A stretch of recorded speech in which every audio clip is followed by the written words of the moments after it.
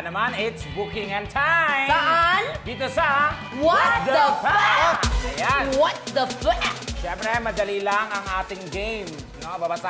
May babasahin tayong facts. Sama ka na, my friend, tapos huhulaan lang natin kung sino sa ating apat ang tinutukoy ng binasa nating fact. Pero, kung tungkol sa'yo ang fact na iyon, eh magkunwari ka na lang na hindi ikaw yun. Okay? Para hindi ka mabooking. Diba? Yun. Okay. Itas natin ang name ng ating hula, then we will explain kung bakit siya ang napili natin. Okay. Tama. Ready? Yes. We're so ready, sir. Okay, Yes. ito na po ang ating What the Fact number 111.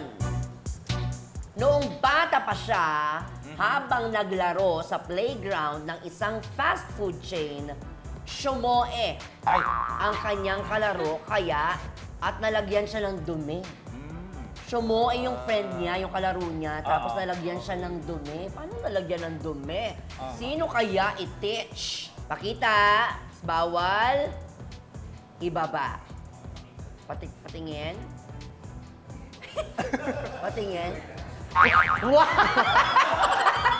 Ano na continue sa akin, Shuel? Bakit tingin niyo ako yan? Kasi pakiramdam ko po, makukulit yung mga kalaro mo. So, Kaya umabot sa ganon. Kaya umabot sa ganon. Pero hindi iba yung kuha ko dun sa ano. Prince? Ako rin, feeling ko rin makukulit yung mga kasama ko. Tsaka feeling ko malapit ka sa mga taong May LBM? Ganyan. mga laging Si Tekla lagi ko kasama. Okay. Ako naman, Bakit ako friend? ikaw kasi parang it manifests. Totoo. Kasi ako naranasan ko pero sa school naman yun. Isa-isa food chain. Yes. Ako naman sagot ko. Ba't ako? Yun din, kung ano sagot mo, yun din ang sagot ko. It manifest. Pero tatlong bubay, isang tekla. Sino nga ba ang nalagyan ng nung bata pa siya, tas ang kamay? Ay, si Shake! Si Shake! Nalagyan ka. Paano sinadya o ano lang, Po, biglaan? Ilang taong ka noon? Parang mga 5? Ba? Ganon, bata pa po talaga. So, nasa ano po kasi kami, fast food chain. Tapos, yung fast food chain na yun, may playground. So, naglalaro kami, ganyan-ganyan. Tapos, yung poops niya, na ano siguro, Parang galaw-galaw ng bata. Tapos, ayun, pagka ano ko kay mama, pinagalitan niya ako. Sabi niya, ikaw kasi kung ano nang pinaggagawa mo. Ako pa yung may mali. Ayun. Eto na ang ating What the Fact number 2. Ilalagyan niya ng ketchup kahit mga pagkaing may sabaw. Kagaya ng sinigang. Sino siya? Dalawang Shane, dalawang Bubay. Ako Shane ang sagot ko. Kasi nag-ano ako dun sa kwento niya na nung bata siya, nalagyan siya ng ano. Yung Show Emay. So, pag madumi. Karagtong men. Ketchup, kung ano kinakain. Diba? O baka yun, may chance. Ako po si Bubay. Bakit naman ako, Ben? Kasi feeling ko hindi ka po maarte sa pagkain. Ay, totoo. Prince. Ako po si Shane din. Kasi nakita ko si Shane malakas kumain. At saka hindi siya choosy sa pagkain. So feeling ko kahit ketchup tapos sabaw, kakainin niya pa rin yun. Pero pag haluin, gagawin mo rin sabaw yung ano. Mechado na yun, di ba? Tama, di ba? Ako, Bubay. Friend. Kasi at feeling ko yung taste ni Bubay sa pagkain, parang nalilito. Wow. Kaya wow.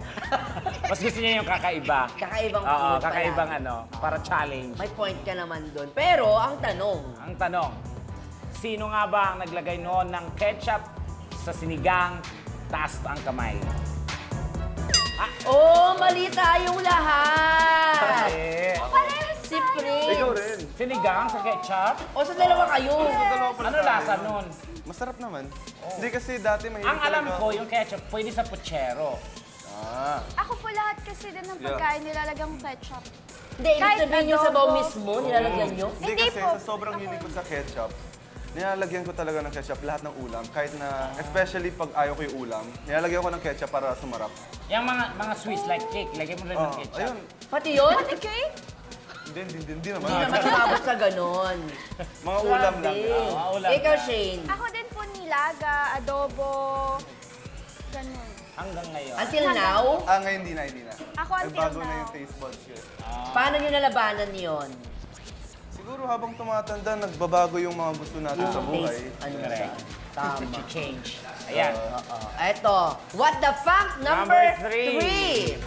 Hindi raw siya kumakain ng itlog. Sino siya?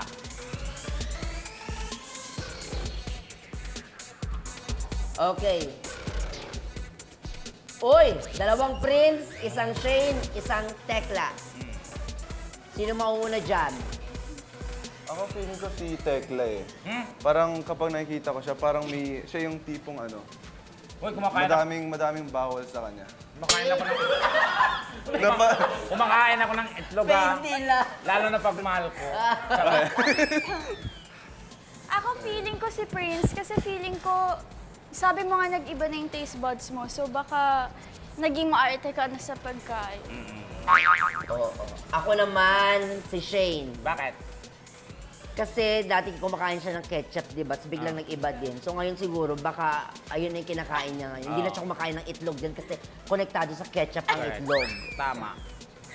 Ako si Prince. Si Prince, bakit Oh. si Prince? Feeling ko may allergy sa itlog. Totoo. Sino nga ba ang hindi kumakain ng itlog? Taas ng kamay. Oh! Wow! Tama ako! Bakit? Bakit, be? Simula bata po ako, di na ako kumakain itlog. Nalalansahan kasi ako. Kahit prito or... Opo. Ang O, baka kinakain nasimulan- ko lang Parang na hindi mo lang sa... itlog. Ibahin mo yung... Hindi na prito. Hindi, ang nangyari siguro dyan, nakatikim na siya ng first time niya makatikim, yun ganun agad. Kaya nagkaroon na siya Mga ng ganun eh. Ayoko na po. na parang lansahin. Yan lang kinakain ko itlog, kwek-kwek lang. Kwek-kwek. Pero yung pugo, yung kunyari hindi siya sinasaw-saw sa ano or Balot, walang- yung ganun. Opo, hindi. Oo, kasi Dahil minsan- dyan, may balot shake ka na. Wala yon, wala this time.